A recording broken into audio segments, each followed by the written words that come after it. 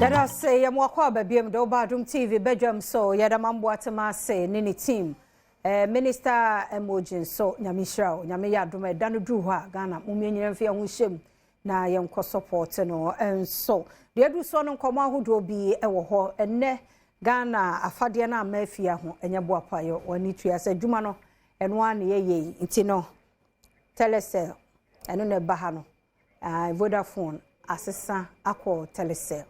eno ne bo mekoko so yi enu anti anya bone bibia ni akiri Ghana no de be mamo star bia bi se edukunkwan na de be team so amo se me Ghana ni a ye de no ebe mamo ba na de ye border ro no se Vodafone no asesa akọ telecell eno ehu akade ena ehemia no pay eno so adom na adom ye ama ye nya faith homeopathic hospital mpanifo ewo ha wo mu ne ye ba bedi enkommo Mr. Radin hu nyina ye mobbo ansa na me ba fidie isue ni edi nkomo brain tumor leukemia kidney yare na ebebre hwanya Radin hu ye mobbo ate mun so amu se ye nsuo no munyai penifo me mu makwaba na bia bokode nyame no private nyame no private yes yeah that's also why that's jamuba dia na ye tie faith for eti Dr. Boatini and Dr. Abigail and so no nyina free faith Homeopathic Hospital anopay ye bedi nkomo ye ka faith a egidie odi gidie wuramu a yare bia de koye no awrade nti ohobeto obapa ne mama fansha semfro aha say ladies first anti we are ti order wo ma bi ene ne de kan a obi ti faith Homeopathic Hospital ka yo me da se bebre me say me denchia kese ema ahwefo a same o magebre ehwe ye fa Adom TV so ka se nyankopon enye obi biara kese em say ye Ghana man nti ye share say no say etimi kasacha ye ho kakra wo ya pomuden sa nti enu nti na same mo hwe yen na ye hwe ya mbrabo anase ya sitna mu a sa se no yare ahoro bibre na ekoso a etete yen a ese bebia befa bia eto atese ewo ho anka enye sa na ewo senka nipadua na ho oden ekukudu but esan ye didie ni ye nema bia ye na monto bia ye nam no na elidi to sa nema no na abrebia me ba me kase yare bia no ehya ase a enye prekope na yare no ahya ase efi baby ansa na akwakodu baby but obi ho a ohun sunsun na so starting hu changes na no otu hu anamo but obi ho fa ne so eye normal we de o ma me kope baby na me da ebe ko ma me no muso me sorry a ebeja but obeya enko eden na also ye fa also otu anamo eko ayarisabia na akọ hwehwem na hu ne eko se de abribia nso benya wapomuden na wani jibeba na meka de ahya se fiye ni ya metai kan ye ni won ho asam efi se eno na onipa eye okanea se wani edum sesi a anije unibi wabra abono ebeye basa ntwa wono eno a kufa do besra ye dum so ba ye so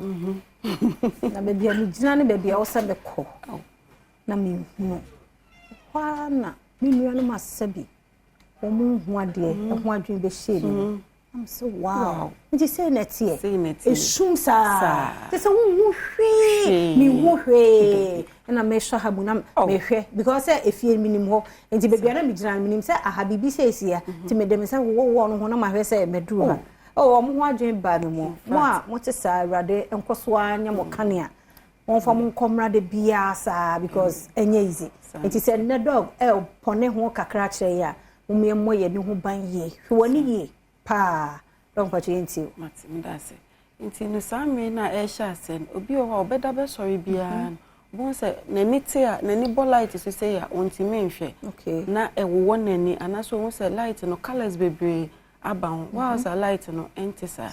anase bia obe sori bia na nani aye kokokokokoko etwa nchen eba so bebre na so niti be ye ne ya na so obi wa ne den ekeka no te bia obe posa nani ni sa mo na oposa no na okoso ha mo so ma nerves no optic nerves no so anase obi hono ma osi nsuo efri so ba sa na se o hwa de obi hyanse na o hwa wo se ohun nipa ne tutu anu hu ade ne tutu obi o se ade na we kira me hu agye se eben me obi on so se eben me me hu agye se ewachi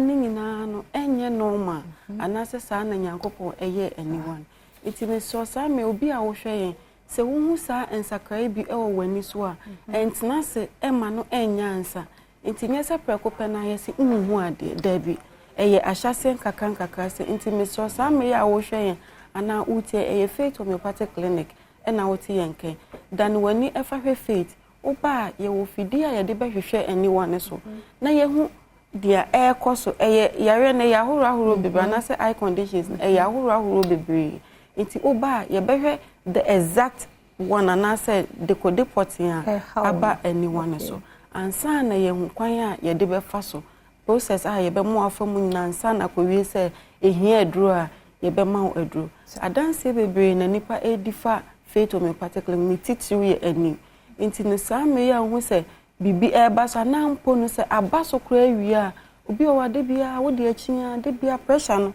emafom nti me so sa me ya wo hwe ya na wo tie nkan oba Faith a ye behwe amasa eye pressure no abafom ebi okwa na bibi na ewe akyie a cause sa manti wo fa aduro na enti minya adwuma se ne ewo se ye nti se wo hu sa de no na wa amasa de na amafom ana wo enyi emfiwa obefa aduro but obeka se aduro enye adwuma but na eye adwuma o de eye drop aguswa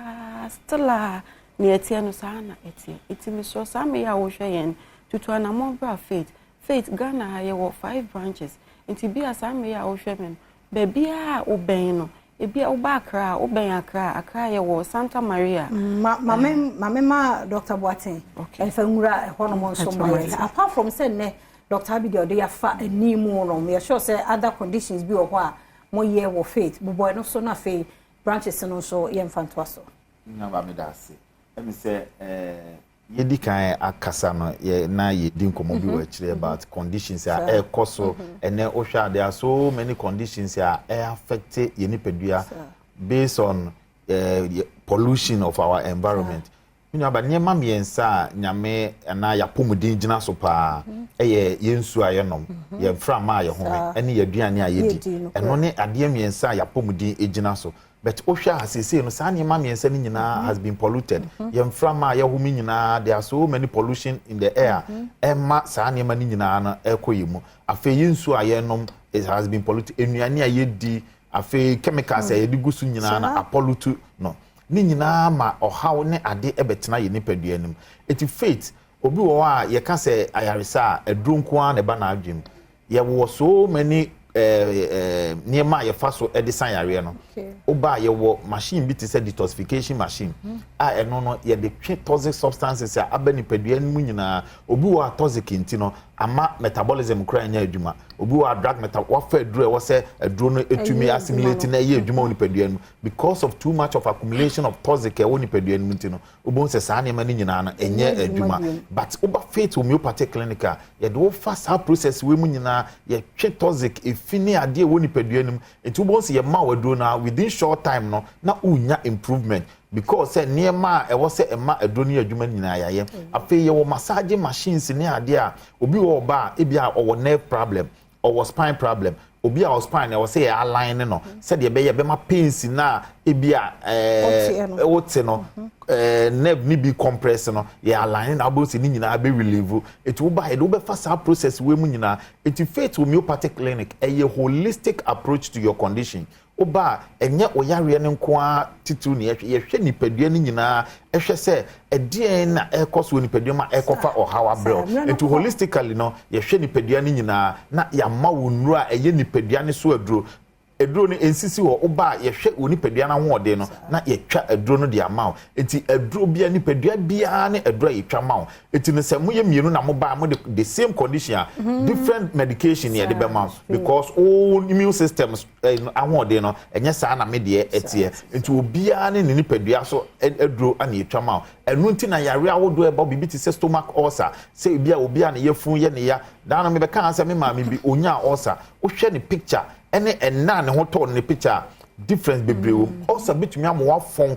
amwa nhwe ye beka se enye wo na wo kɔ no etini se wo wo saa wo ha obi a but modia se obetu anamon na waba Faith Homeopathic Clinic dog me number na mre no ko me pa cho ya re bia ye wo no say you ti din one ti din wo de frɛ number say ya di to dwai na bra tu anamon na bra ya so ye honom ye number no e 0540 710 940 0540 710 940 and I say 0244 58 38 59 0244 58 38 59 and the last number no is 0547 57 84 94 0547 57 84 94 me pa cho Accra ye wo so tu eye Antieku junction wo de wo si Antieku junction wa number se me dia tu dwagina na hwe screen ani a e wo ho peke freyen ba bia wo gina bia na ye beba be faw e wo Antieku junction ho no mo udru Kumase nso a ye wo ahene makokoben eye 18 mu wo free santase na e ba kokoben a wo si 18 mu a wo freyen numbers na ye beba be faw wo free wo Takoradi anase Central Region usi wo Takoradi Anaje police station adjacent the police station wa amenko bibi ejina police station ho adjacent the police station ho domo no e ho na Faith Homeopathic Clinic ye wo free numbers na eda o screen so no ye be ba be fawo bogo so nso ye wo ho no mo American Hotel ana afei Koforidia so ye wo Pole Junction eye Laundry Manager Road o fa ye numbers ni bia na o free ya be bia wo bia be ma direction ama be bia ebe on wako me pa chaw to anamona bra Faith Homeopathic Clinic na nyarewa biara abetena woni pedua ne so ache a ye chronic a wanu mundru abre na unya no aduro no Faith nyame nam ye so na yentu asiema ya da se kakra bi o me chese eye machine na se fidie na ye di hwe ni pedua tam na so yenton anase yenjiska okay eye free eno anu no free Faith Homeopathic Clinic hospital na so yete won kind of numbers no na frewo de chere wadwe ni wo mu ni nkomo ba menye nkrato isima me ba sisi aye ba ye beto so